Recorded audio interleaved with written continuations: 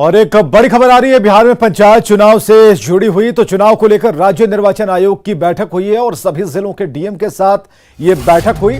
मुखिया, ward member, panchayat समिति और जिला परिषद की वोटिंग ईवीएम से होगी।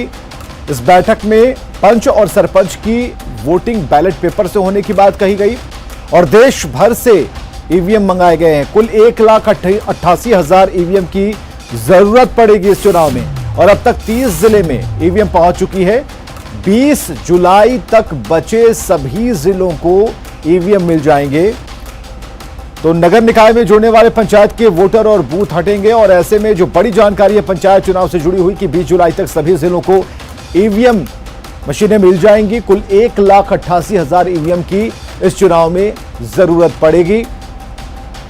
रजनीश हमारे साथ फोन लाइन पर। रजनीश, अपडेट बताएं।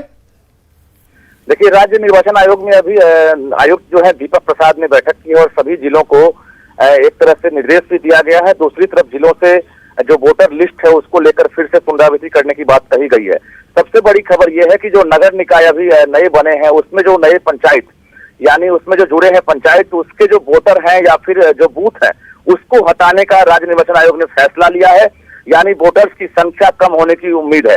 और दूसरी तरफ जो ईवीएम है उसको बिहार में उपलब्ध कराने की बड़ी चुनौती थी क्योंकि कोरोना काल है, लेकिन राज्य में 1,88,000 जो ईवीएम की जरूरत पड़ेगी उसमें से 90% ईवीएम बिहार पहुंच चुकी है और केरला, तमिलनाडु, हैदराबाद समेत दक्षिण भारत के ज्यादातर राज्यों से ईवीएम आई है यहाँ पर। और निश्चित रूप से जो जिले के डीएम है उन्हें साफ तौर से कहा गया है कि सभी तैयारी पूरी कर लें और चुनाव समय पर होगा। चुनाव में कहीं से कोई देरी नहीं होगी। दूसरी तरफ जो आरक्षण रोस्टर सीट है उसको भी डिजिटलाइज किया गया है।